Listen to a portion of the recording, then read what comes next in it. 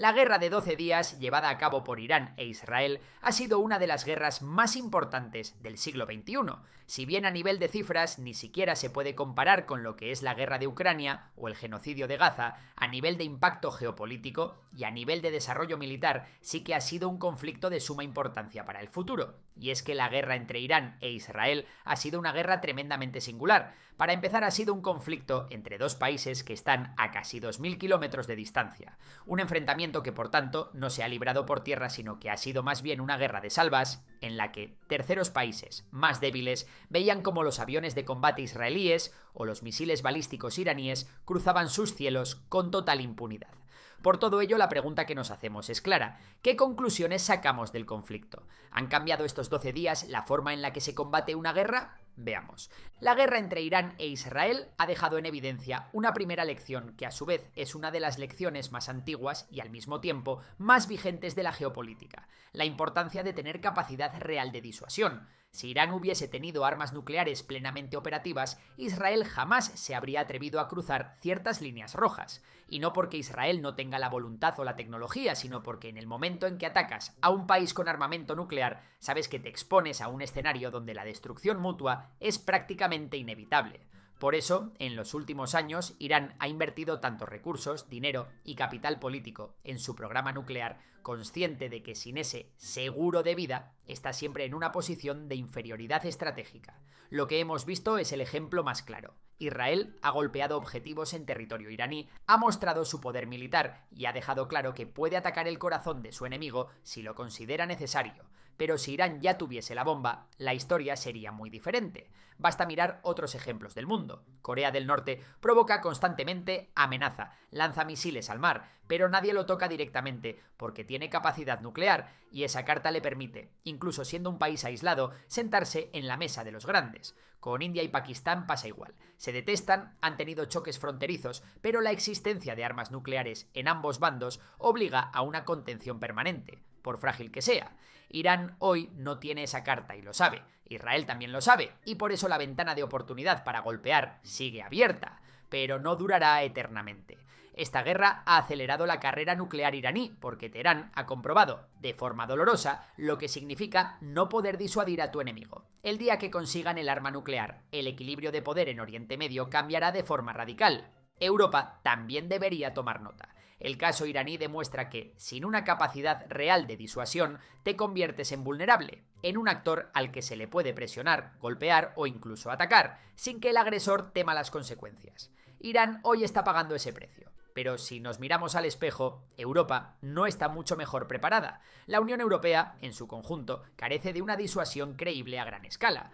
Dependemos en exceso de la OTAN, es decir, de Estados Unidos. Sin defensa antimisiles, sin un escudo aéreo robusto, sin una fuerza militar coordinada y, sobre todo, sin capacidad disuasoria propia, Europa está expuesta. Otra de las grandes lecciones que nos deja esta guerra, y que muchas veces el público general no percibe, es el peso descomunal que tiene la inteligencia militar. Llamamos inteligencia militar a toda esa red invisible de información, espionaje, tecnología, ciberataques y análisis que ocurre mucho antes de que suene la primera sirena o explote el primer misil. En el caso concreto del conflicto entre Irán e Israel, lo que ha quedado en evidencia es que Israel no solo ganó la batalla tecnológica o militar, sino que jugó con una ventaja brutal gracias a su superioridad en el ámbito de la inteligencia, y esa ventaja se tradujo directamente en la capacidad de hacer muchísimo más daño al enemigo, con menos recursos, menos exposición y menos consecuencias internacionales. Para entenderlo bien, hay que pensar que la guerra ya no se decide únicamente en el campo de batalla o lanzando grandes ofensivas. Hoy en día los ejércitos más sofisticados invierten tanto o más en conseguir información que en comprar armamento, porque saben que, sin inteligencia de calidad, todo lo demás se vuelve ciego y torpe. Israel es un ejemplo paradigmático de esto. Su servicio de inteligencia, el famoso Mossad, junto a la inteligencia militar, el Aman y la agencia de seguridad interna, el Shin Bet, llevan décadas construyendo una red de espionaje y vigilancia que no tiene rival en la región. No solo infiltran agentes en los países enemigos, sino que dominan el ciberespacio, las comunicaciones, los satélites, la vigilancia electrónica y, muy importante, el uso estratégico de la información para anticiparse a los movimientos del contrario. En esta guerra se ha visto con claridad. Israel ha podido golpear infraestructuras críticas dentro de Irán, atacar objetivos de alto valor en Siria, Irak y otros puntos, y hacerlo de manera quirúrgica, sin necesidad de desplegar grandes contingentes de tropas ni embarcarse en una guerra abierta total. Eso solo es posible si tienes información precisa, actualizada y fiable sobre los puntos débiles del enemigo. Para Israel ha sido clave saber, por ejemplo, dónde están los centros de mando, qué instalaciones tienen importancia militar real, dónde se esconden los arsenales o incluso qué rutas usan los líderes enemigos para desplazarse. Y no solo hablamos de lo militar. Otro aspecto clave es que esta superioridad en inteligencia no solo sirve para golpear, sino también para defenderse. La famosa red de defensa antimisiles israelí, que incluye la cúpula de hierro, la onda de David o los interceptores Arrow, funciona en gran parte gracias a la información previa que se recoge y se analiza en tiempo real. Detectar los lanzamientos enemigos, prever los trayectos de los misiles, priorizar qué amenazas neutralizar. Todo eso es un trabajo de inteligencia técnica, que complementa el hardware militar. Sin esa capa de información previa, por muy avanzada que sea tu tecnología, estarías reaccionando a ciegas. Y luego está el factor psicológico, que no es menor. Cuando un enemigo como Irán ve que, pese a sus esfuerzos por protegerse y ocultar sus movimientos, Israel sigue teniendo la capacidad de penetrar sus defensas, de anticiparse, de golpear donde más duele, el efecto va mucho más allá de lo puramente militar. Es un golpe a la moral, a la confianza interna, a la imagen de control que el régimen iraní quiere proyectar, y eso, en términos estratégicos, es casi tan importante como los daños físicos. Tercera clave de la guerra. Irán está sola, y esto es especialmente llamativo porque durante años Teherán ha intentado vender al mundo la imagen de que forma parte de un gran bloque antioccidental, de un eje de resistencia capaz de plantar cara a Israel, a Estados Unidos y a sus aliados en Oriente Medio. Pero cuando llega la hora de la verdad, cuando se produce un choque directo con Israel, ese supuesto bloque desaparece o como mínimo demuestra ser mucho más débil de lo que Irán había proyectado. Además, sus grandes aliados internacionales, Rusia y China, se han desmarcado claramente de este conflicto. Rusia, en teoría, debería ser un socio estratégico para Irán. Sin embargo, Moscú está tan atascada en su propia guerra en Ucrania y tan debilitada económicamente y políticamente que no está en condiciones de intervenir en defensa de Teherán, ni siquiera como gesto simbólico. Putin tiene otros problemas mucho más graves en casa y en sus fronteras. Y lo último que necesita es abrir otro frente o complicar aún más sus relaciones con países como Israel, que recordemos ha mantenido una posición ambigua respecto a la guerra de Ucrania. Por otro lado, China, que se presenta como una superpotencia emergente y un actor global que pretende mediar en los grandes conflictos internacionales, tampoco ha movido un dedo para defender a Irán. Pekín tiene intereses económicos gigantescos en Oriente Medio, especialmente en garantizar el flujo de petróleo y gas, y ha jugado a ser el mediador entre Irán y Arabia Saudí en los últimos años, pero no está dispuesta a mancharse directamente en una guerra. China no quiere verse atrapada en un conflicto regional que puede escalar y afectar a su estabilidad económica. Para ellos, la prioridad es su crecimiento interno, su expansión tecnológica y su pulso geopolítico con Estados Unidos, pero siempre desde un pragmatismo absoluto que les aleja de los enfrentamientos militares abiertos, sobre todo si no les afecta directamente.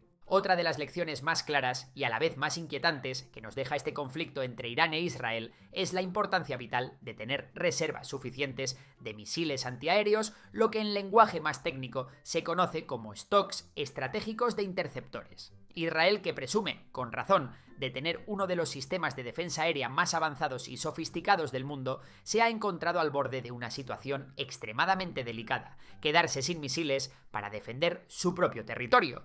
Esto no es un detalle menor, es una advertencia muy seria. Israel, a pesar de toda su tecnología punta, su red multicapa de defensas como la cúpula de hierro, la onda de David y los interceptores Arrow, casi agotó sus existencias de misiles en los 12 días que duró la contienda. La conclusión es clara: por muy avanzado que sea tu sistema de defensa, si no tienes suficientes interceptores almacenados, tu escudo se convierte en algo simbólico, que dura lo que duren tus reservas. Esto debería hacer sonar todas las alarmas en Europa.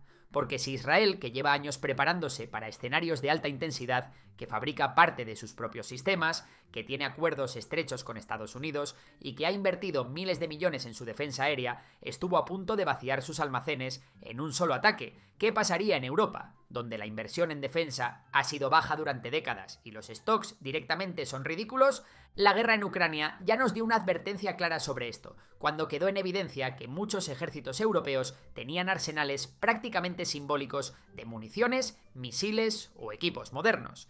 Ahora, este conflicto lo remarca de nuevo desde otra perspectiva. La defensa antiaérea no es un lujo ni algo opcional, es un pilar fundamental para cualquier país o bloque que quiera protegerse de ataques aéreos masivos. Y aquí no hablamos solo de protegerse de grandes potencias. El simple hecho de que grupos terroristas o actores no estatales consigan drones armados o misiles de medio alcance ya obliga a tener sistemas de defensa listos y, lo más importante, bien abastecidos.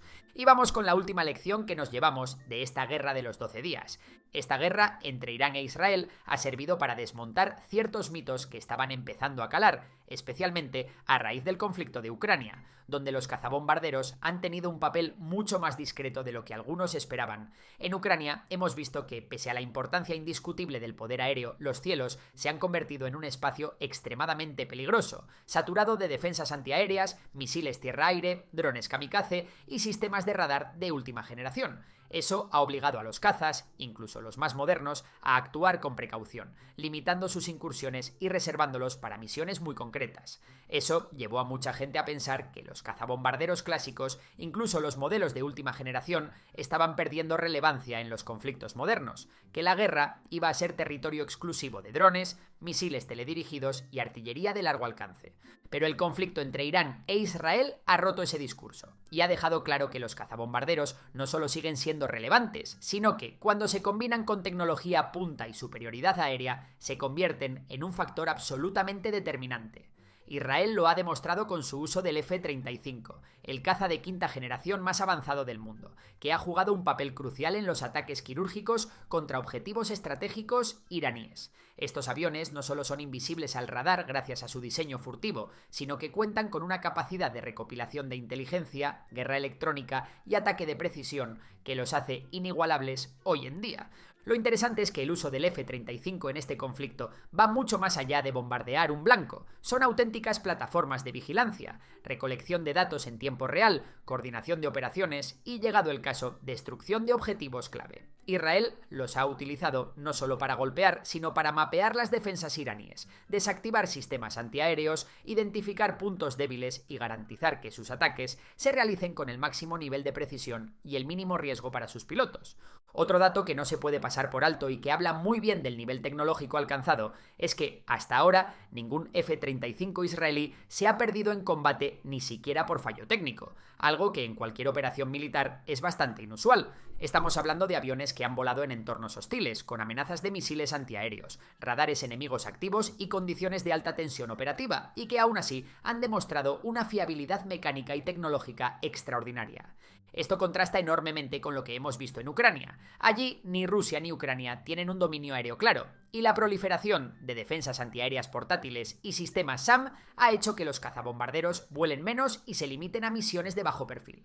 Pero Israel ha demostrado que, cuando tienes la combinación de tecnología de vanguardia, superioridad en inteligencia y un dominio efectivo del espacio aéreo, los cazas de última generación siguen siendo la columna vertebral de las operaciones ofensivas. Además, este conflicto deja clara otra idea. Los drones y los misiles son una herramienta fundamental, pero no sustituyen por completo a los aviones tripulados. Los cazabombarderos, como el F-35, cuando se utilizan bien, ofrecen algo que los drones aún no pueden replicar al 100%. Versatilidad táctica, adaptabilidad en tiempo real y la capacidad de ejecutar misiones complejas en entornos cambiantes. En otras palabras, no estamos ante la desaparición de la aviación de combate, sino ante su transformación. Los aviones del siglo XXI no son los bombarderos pesados de antaño, ni los cazas clásicos de la Guerra Fría. Son plataformas tecnológicas avanzadas que combinan sigilo, inteligencia, conectividad y capacidad ofensiva de alto nivel. Y por mi parte, esto es todo. Si te ha gustado el vídeo, seguro que te encantará nuestro curso de la cumbre que he hecho con Enrique Fonseca, del canal Solo Fonseca. Te dejo el link en la descripción y échale un buen ojo, que seguro que te encanta. Por lo demás, un saludo y hasta la próxima.